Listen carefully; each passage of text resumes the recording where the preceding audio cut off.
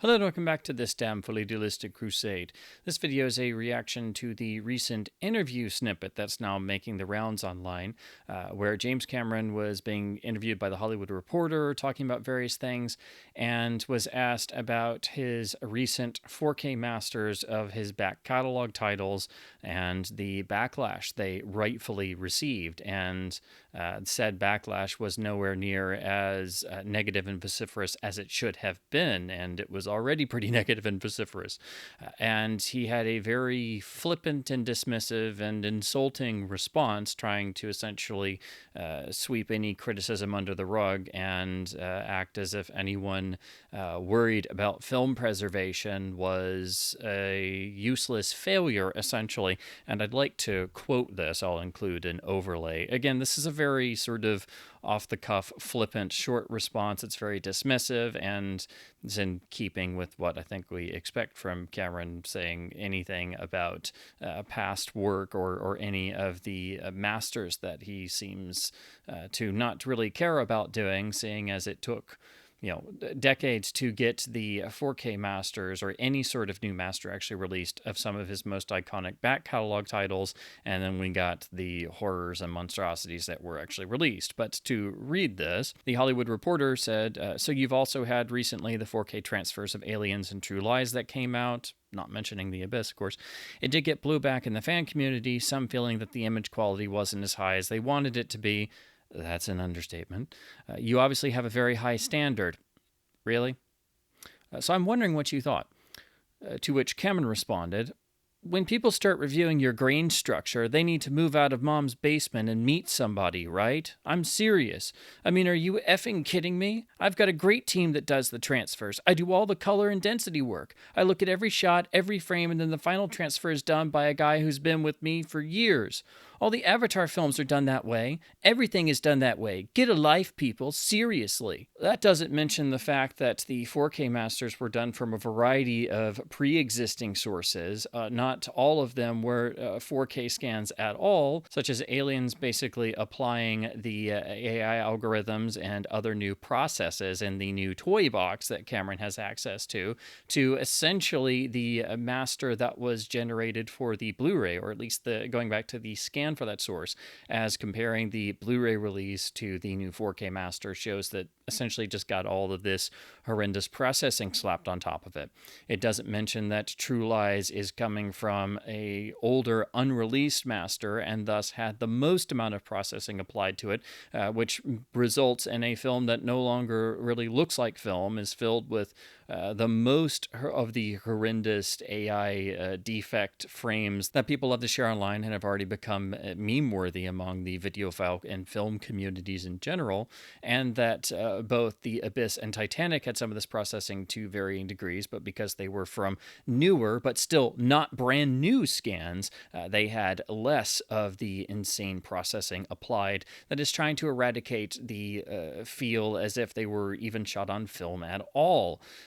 So you have somebody here who's trying to essentially change the format in which the films were made, and also is making decisions decades after the fact that also gets into territories of altering other people's work. And the argument of the director has the right to do whatever they want to can only go so far in a creative sense. You can't sit there and try to eradicate other people's work or change the format in which the film was actually made to suit current trends or whatever your whims are at the moment. If you want to do that, that's perfectly fine as long as you actually properly preserve the film and keep the original film available in its best preserved form.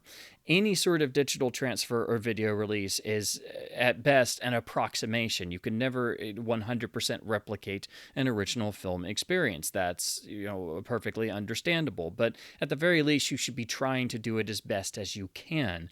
And when you seem hell-bent on doing whatever you want and also not putting in the necessary work, because it took years to get these films a new master and release, and none of them use completely new masters, and the processing that's been applied has tried to eradicate the sense that they were made at a certain point in time with a certain technology and a certain format, i.e. film, as humanly possible.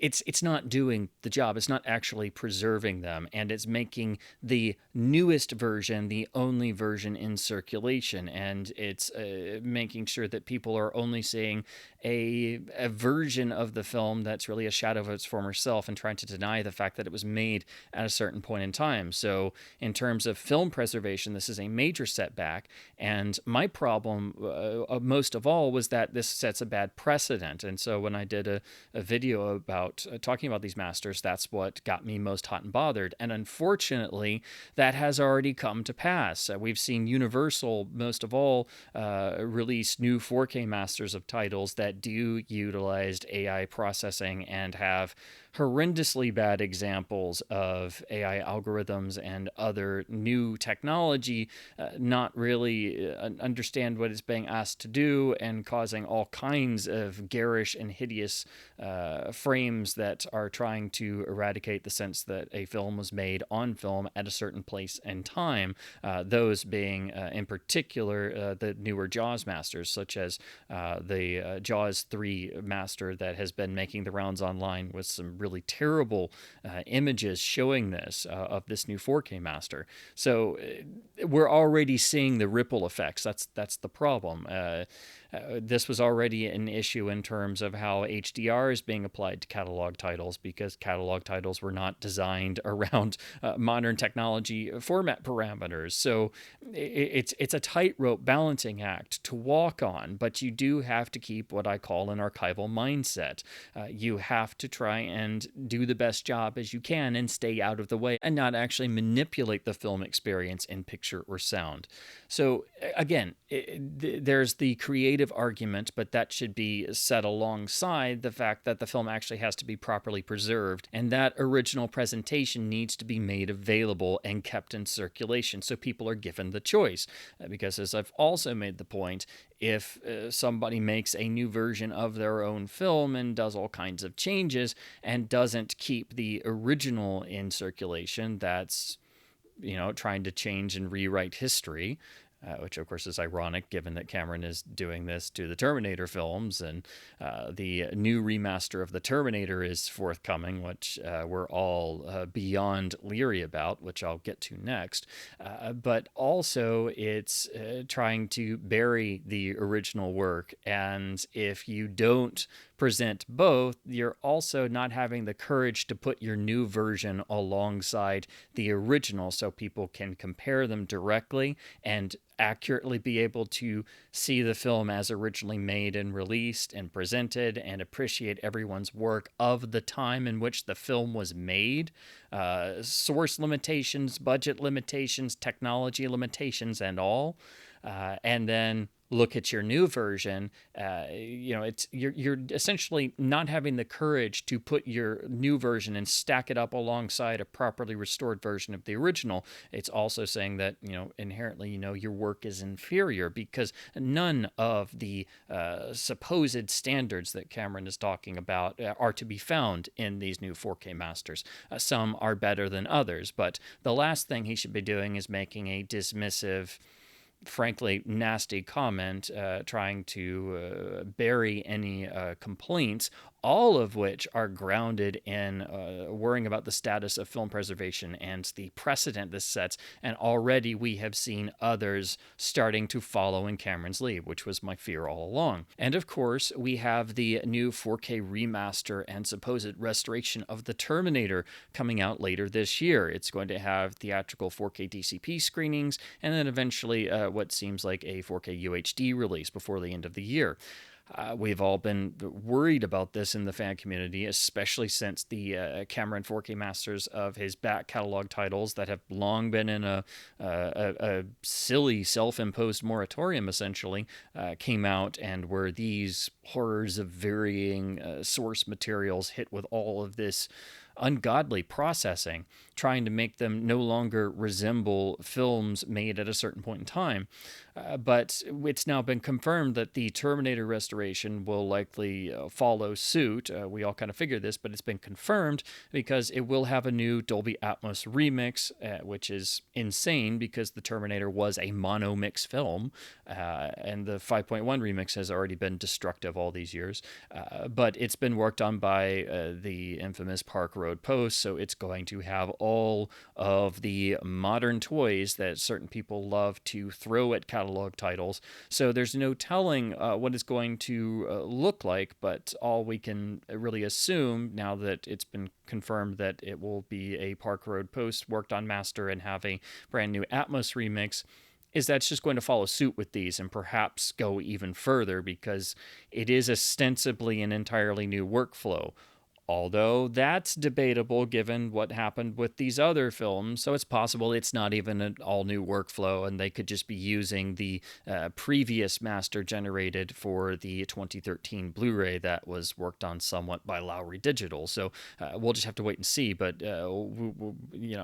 it's not going to end well. Let's put it that way. And I'm sure there'll be once again no sign of the vastly superior original mono mix. So there's one of Cameron's most iconic titles in the pipeline also going to receive this treatment. So it's not like we're done with this yet. So of course, we will have to be hanging on to our older video editions and be cobbling together our own versions.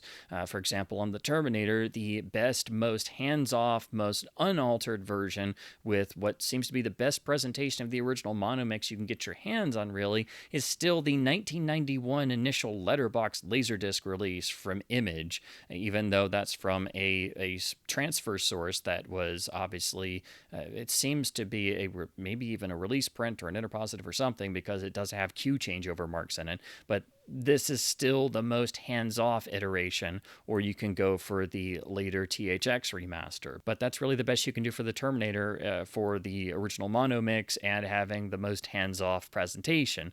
Otherwise, your choices are between the various editions on DVD and Blu-ray. And while the Lowry Blu-ray master was thankfully much better than it could have been, it has horrible modernized color grading and no presentation of the original audio mix.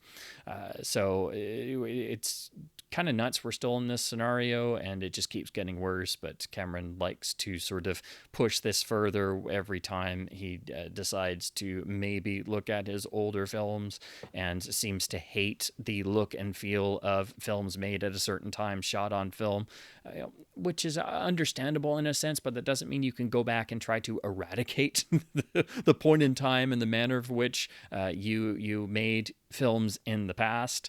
And it also sets this dangerous precedent. And I don't mind necessarily directors or creative key team members coming back later and making a director's cut or trying to right wrongs or undo things that they had to make studio concessions for things years after the fact. But you still need to preserve the film as is. Essentially, you need to actually preserve it properly and then have the two versions or the three versions or however many versions there are in any given case presented side by side and give people the choice and not try to rewrite history as well.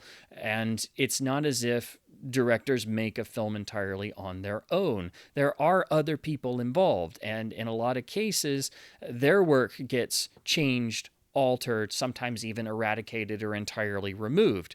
So I think there needs to be some sort of stand taken, not just with directors, but also with studios and labels who don't properly preserve their catalog titles and make new versions or remasters or restorations of catalog titles that don't necessarily get things right or try to cater to modern trends or have sound remixes and junk the original sound mix or compromise the original sound mix with reduced fidelity or alter the color timing or apply HDR garishly to catalog titles that were not designed around that. Honestly, I think the best manner in which to sort of tackle this would be to go to some of the guilds and organizations and say, hey, I think there should be something somewhere, or at least some interest in making sure that people's work is actually preserved properly and kept available, whether that means having at least some sort of third party actually, look at transfer and release accuracy, and trying to at least have some sense of archivaldom in catalog film transfers and releases, because again, this affects everything. It's not just home video, it's not just streaming, it's also theatrical DCPs and any access you have to any given title, or if it's guilds and groups including something in their official statements and things, or even if it's something like the Academy of Motion Pictures Arts and Sciences making a statement, at least something to get the conversation started. But, I think that just going down the list from the Writers Guild to the Screen Actors Guild to the American Society of Cinematographers to the Art Directors Guild to the Motion Picture Editors Guild to the Producers Guild to the Motion Picture Sound Editors Guild, I mean, everybody's involved in this technically, because we've now reached a point where almost anything can be manipulated or changed or altered, sometimes even just due to oversight or people just not taking the time and having enough level of care to actually do things as best as humanly possible in terms of trying to preserve motion pictures. So it's not just director revisionism or studio revisionism years after the fact. It's also stuff that flies under the radar and slips under the rug and accumulates over time, to where if you start going down the rabbit hole, there's hardly any catalog title or any film that doesn't have some sort of issue in whatever version is available, even if it's a new modern restoration or new director supervised version. Doesn't necessarily mean that it's going to be an archival presentation, because quite frankly, most films can't claim that, actually, if you start digging into it, whether that's a compromised fidelity on the original audio, or not having the original audio and having a destructive audio remix, or at the most extreme cases in the films of George Lucas and James Cameron, most of all, because they're the most notorious for doing this, of going in to actually manipulating films on almost a shot-by-shot level, or altering the visual look and style, or elements of the frame, or elements of the original production, and now having the ability to try and go in and actually eradicate the actual style and historical method of which a film was shot and made, and trying to modernize it to such a degree that it no longer resembles a film produced in the 1970s, 80s, 90s, so on and so forth. So I think that's what it will take, and I think that's where we should go with this. And honestly, I think the various guilds and professional societies should take an interest about their members' work being altered, changed, or sometimes even eradicated without their consent or approval. I think that's quite important, right? I'm damn serious. Now, this is a completely off-the-cuff sort of reaction video. I didn't expect there to be any sort of Cameron official statement about any of this, and frankly, I'm not surprised that it's just some little interview quote where he said some nasty, disparaging thing, trying to pretend like none of this is important and his own films aren't important and film preservation isn't important and he can do whatever he wants. That doesn't surprise me, actually. But to close, as a nice little contrast, I'd like to read another James Cameron quote. This is actually a letter that was included inside of the original Terminator 2 CAV Laserdisc box set of the theatrical cut. And this is technically still the most hands-off presentation of Terminator 2 in the best quality you can get on an official release. It's not, of course, the extended cut. It doesn't have the groundbreaking 5.1 cinema digital sound mix, but it does have a version of the film's Dolby stereo mix from the theatrical release, and again is pretty much the most hands-off iteration of the film on home video in its best video format release, being CAV Laserdisc. Image quality, shot composition, sound fidelity. These things matter to a filmmaker. Obviously, we want everyone to see our films in the theater first, but the Laserdisc is the best way we have of enjoying the film later, long after the theatrical prints have been retired, scratched and filthy, to some forgotten warehouse. The widescreen format Laserdisc represents the truest translation of a film into an electronic medium presently available. one is able to watch the film with the full dynamic range of its surround sound faithfully reproduced digitally and with the image uncropped and of the highest quality that current video resolution allows. A film like T2, which was shot in the 2.35 to 1 aspect ratio, it was shot Super 35. It was masked to 2.35 scope standard ratio, actually. Only looks right to my eye in the letterbox format. The shot compositions don't make as much sense when the image is shoehorned by cropping it to the standard 3 to 4 video aspect ratio. I believe he's meaning 4 to 3, and ironically, he would make his own custom director's pan and scan labeled releases of his Super 35 films, reframed in a custom 1.33 to 1, or, of course, 4 by 3 for televisions of the time period. So even this letter you can start to poke holes in. But anyway, so what you are holding in your hands is by far the most faithful presentation of the film outside of a movie theater. T2 has been carefully transferred to video under my supervision using state-of-the-art digital component video telecine equipment and high-fidelity digital sound. It is satisfying to know that decades, perhaps even hundreds of years from now, this film will look and sound as it does now, its life encoded in the digital realm. Enjoy, and don't forget to crank it up.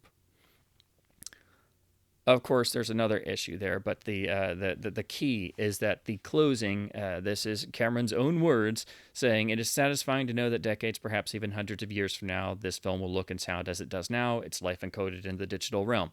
That's not true at all, because the film did get multiple changes, eventually culminating in not only the bad idea of a 3D conversion, but then using some of that process as files for the appallingly bad UHD release, and then having to go back to the 2015 Lionsgate Blu-ray as the best sort of compromise, as that's just a slightly better version of the already poor HD master done for originally years ago and turning up on the Skynet Blu-ray release that did have DNR application and grain removal. So this is the key example of why people want to say that Cameron's always paid attention to his video masters, and he was really big into focusing on Laserdisc. Well, yeah, that only goes so far, but he manipulated his own films on Laserdisc, and even by Laserdisc standards, Cameron films don't have great releases. They have great releases in terms of supplements and extra features and things, but in terms of the transfer, he was already screwing with stuff then. Whether that's necessarily him or some of his team members, we don't quite know, but there's been a long history of this. But the idea printed here in Cameron's own words that it's a comforting idea to know that films will be preserved, even hundreds of years from now in their original form. Well, that's complete BS.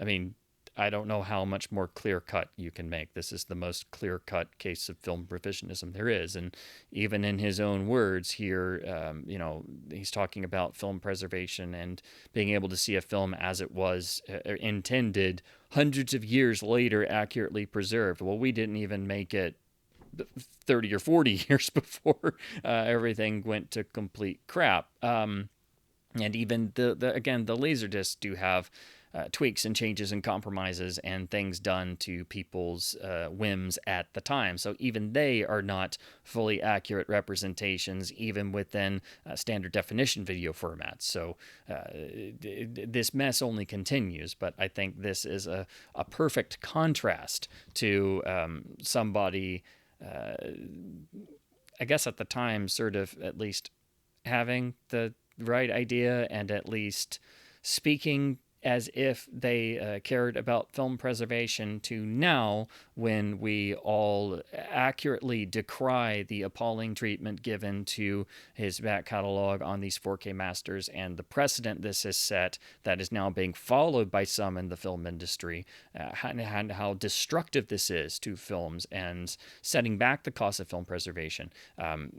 This quote from this letter and then the quote from the recent Cameron interview this week in The Hollywood Reporter, I think, is a great contrast between how people look at film preservation now versus then. And I think it's just deeply ironic that we have this printed letter from Cameron talking about seeing your films properly preserved as they were intended, as they were made hundreds of years later and still being exactly the same and perfectly preserved as best as possible. And we don't have that, and we're not even 100 years down the road. So talk about irony right there. So I just wanted to at least put together some sort of short video about this topic, and that interview from the Hollywood Reporter, that little tidbit has been making its way around online and sort of gotten things stirred up again. But the last thing anybody needed to do was just be nasty and dismissive. But I didn't expect anything else. I didn't expect there to be any sort of official acknowledgement ever, or for Cameron to say anything. But him saying what he did, that doesn't surprise me. That's the sort of response I would figure of it being nasty and dismissive, and not at all acknowledging the fact that not only was the work slipshod and not even coming from brand new scans across the board and being a brand new workflow after making people wait decades, but not acknowledging the incredibly destructive practices that were applied to films, trying to essentially change the form in which they were made and erase the sense that they were ever made in the past, and the compromises made to all of the cast and crew who worked on and made those films. It sets a horrible new precedent. Other people are now following using some of the same tools, and there's no telling what's going to happen with the upcoming 4K restoration of the Terminator, which already has been confirmed to be following in the same practices being applied. So I do encourage people to look further into this issue, whether you chose to purchase or look at the new 4K masters or not. It is still a very important issue. It's a dangerous precedent for film preservation and all catalog film titles. No film deserves to be treated in the way that The Abyss, True Lies, Aliens, and even Titanic were. And obviously, we'll have to also throw in Terminator 2, which happened before, and could get another go-round with these new tools now applied to whatever version they want to utilize. But also, the upcoming 4K master of the Terminator is also going to be grouped in, and we'll just have to wait and see how bad that turns out. So as always, please do keep supporting studios and boutique labels and other entities who actually do care about film preservation and do the work properly and put in the time and the effort. It does take effort, but that's the job. And not everyone has Cameron's fascination with trying to modernize a film to as much as, or even beyond what is humanly possible, or using every new digital toy that comes out that is available in somebody's toolbox. So it's an issue that's not going to go away.